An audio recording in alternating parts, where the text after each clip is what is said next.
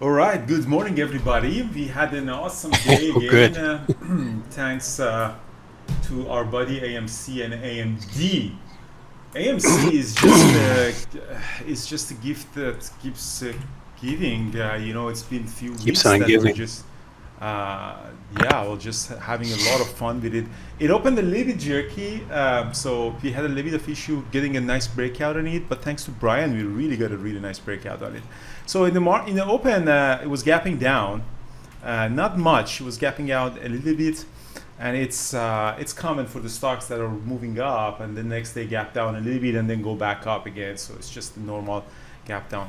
So it was below the revamp in the pre-market, came up, hold it, test the previous day close, came, and I was kind of hoping that we can get a red to green move on it.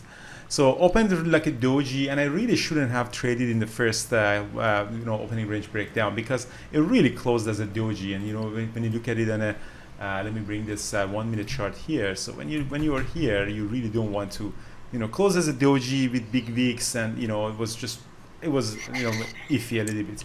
Came up, I went long, hope to get to this red to green, but I got stopped out below the VWAP.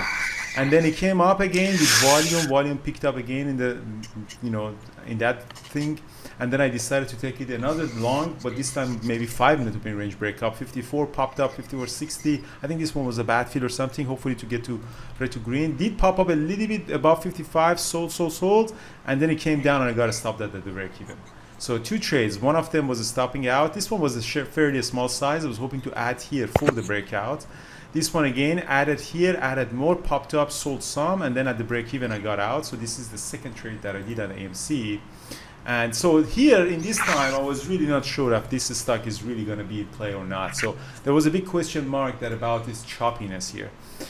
Came down below the VWAP, came back up. I went long in smaller share size because I wasn't really sure if this one goes up, and then it just dumped below the VWAP and I got to stop down. By that time I was completely certain that this stock is going to be a piece of garbage today. It did hold these moving averages below the VWAP for a while until Brian called this as a double bottom. Brian called this on a double bottom. I look at the 5 minute chart and I realized that it's really holding this. There are a couple of dojis on a 5 minute chart. Why not taking it? 53.60 popped up, the volume came in, I added more, and that was the time that we really got that move. And I was really certain now by this move that the stock is gonna stay in play because the volume picked up and really it started this junky stuff at the open. So although I got out a little bit here in the previous day close, I added more at 55, popped up to 56, added more again on 56, and I knew this is gonna go up all the way up to 57.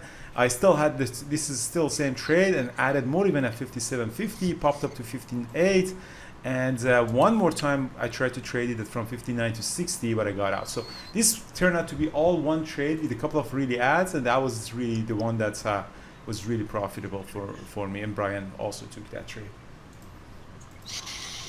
No short on it. We never tried to short it. Then AMD was a trade that again both Brian and I took it.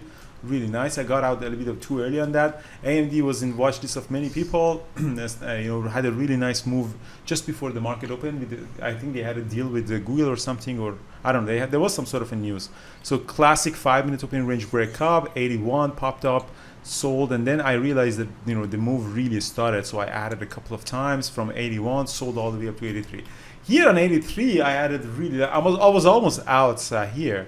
But we saw a huge ask at 83, so again a trade based on level 2. I loaded up really heavy on this pullback on a 1 minute chart, and then boom for the break of 83 we did. And then I was almost done out of it after it dropped. It did continue going up, and so fuck, it went up all the way up to 84. Yeah, I was just out completely out of it. Ryan? Yeah. No, we had the trade on ORF, which it traded horribly, but we just still gotten that first move. Yeah.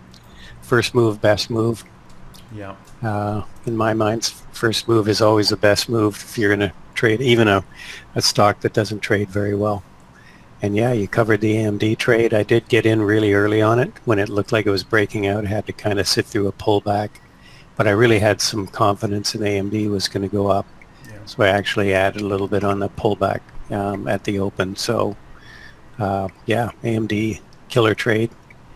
Yeah, And even that got was a it on a killer bit of a trade. I think. pullback for a second run. Yeah, I Yeah. think AMD, this killer trade, I mean, these pullbacks on a 5-minute chart never gave us a pullback, but there was a couple of really good pullback on a 1-minute chart that I added more here, as you see, up to 5,000 shares. And then, this one was also really nice for the break of 83. ORF was really jerky at the open, and this is one of those stocks that I kind of realized very soon that I just shouldn't really mess around with it. These lower prices stocks, and sometimes I know that they do it on purpose. They bring the price up and then they dump on you. So because they know the retail traders, this happened here. So I did a 1-minute opening range breakup. Both Brian and I did it 1-minute opening range breakup. It was kind of extended, so it was really tricky. So from 17 up to almost 18, and then I tried to add more. I got stopped out. Came down to this moving average. I tried to go back long on it, and I got out because I really didn't like the fact that it really sold off. I did one more time, I got stopped out, but much smaller share size. Eventually, we did one more from 17, added more a couple of times. The breakout happened. I got out of it, but I soon realized that this is one of those false breakout, that the volume comes in, but they dump a lot of shares on it. They do it on purpose. Sometimes these market makers and big traders, they buy themselves, like the guy has 5 million shares, they buy a little bit more, they bring the price up. When the retail traders come in, they start dumping, and you kind of see it in the price action. So that's why I got out really fast on it, and then after that I never really touched it, and it turned out to be really a jerk. Every run up got really dumped. So see, there was another one here that it just come and it really couldn't hold it.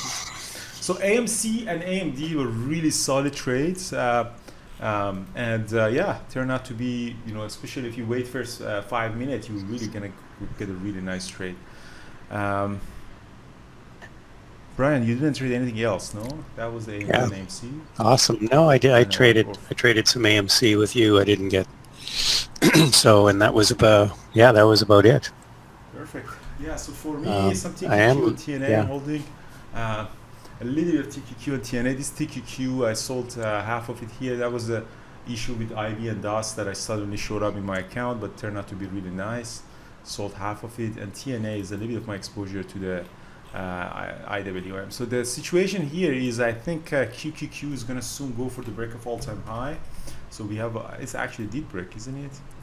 Yeah, it did. It seems that it did break for the all-time high. So the all-time high is at 345. So Q's at all-time high. SPY is hovering over just all-time high. Then IWM is lagging a little bit for all-time high. Back in 234 is IWM. So just if you remove all of these lines, I think this one is all-time high, and I think this one is all-time high. So it's a pullback on TNA. So that's why I'm adding a little bit on TNA here, because if everything is just moving up, then we're gonna go up. But TQQ is really testing the all-time high, and I think probably gonna stay strong for the rest of the day as well. All right, so so after this, guys, the mentorship session by me in 5 minutes, and then we have the mentorship session with Thor in the afternoon. Looking forward to see you all. New York City meetup, Oregon meetup, and Colorado. I'm gonna be in Colorado, Denver next week, in Denver and Aspen. I'm gonna organize the meetup there as well. And that's it, guys. Thank you so much for trading with us. If you watched this video so far, I appreciate a subscribe or like or comment or questions. It does mean a lot for us. It's just, the more engagement is on the video, the better is in the search engine. So I really appreciate that, guys. Hopefully we can grow this YouTube channel a little bit, because it does bother me that we have a lot of contents, but our channel is not growing. Maybe our production is low, the quality of production is low, but the content that we're providing is, I think it's really good. Hopefully we can improve that as well. And it's not cool that you guys are commenting and liking Tiffany and Thor videos and not mine. Generally not very cool. So I hope that you see the consequence of this action that you are having. It's really not cool, because so much content we are creating for you, and then Tiffany is posting a recap. She has 500 likes and 6,000 comments and 5 million views, and then I just get 2 dislikes. That was just not really cool. Anyways, guys, have a good day, guys, and see you right now in the mentorship session.